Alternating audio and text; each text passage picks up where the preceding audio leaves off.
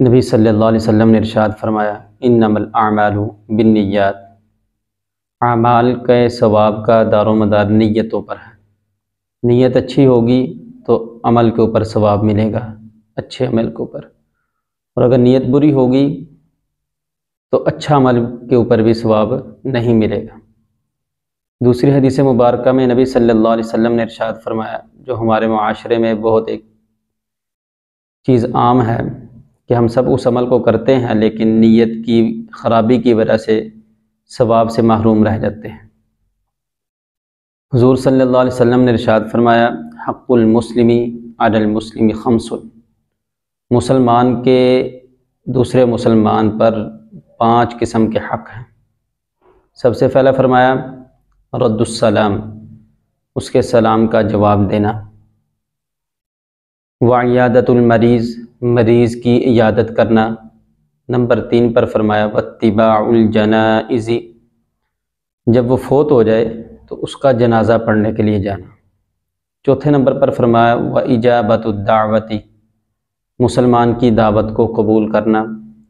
और आखिर में 5वें नंबर पर फरमाया व तशमीतुल आतिसी, कि छींक किसी को आए तो सुनने वाला उसके जवाब में यरहमुकल्लाह कहे।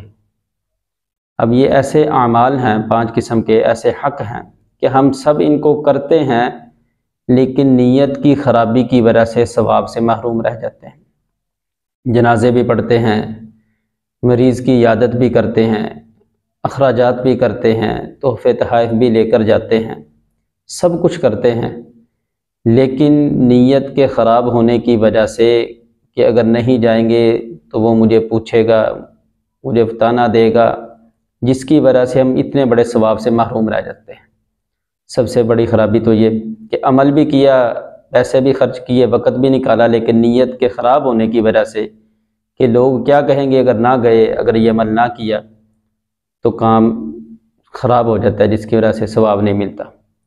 दूसरे नंबर पर जो इसका मुआशरे में नुकसान है कि जब हम लोगों के दिखावे के लिए सारे अमल करेंगे तो इंसान किसी भी मौके पर थोड़ी सी नाराज़गी होती है, जिसकी वजह से वो कहता है कि मैंने फ़लाँ तेरे लिए काम किया, मैं फ़लाँ तेरे लिए काम किया, जिसकी वजह से मामला ख़राब हो जाता है।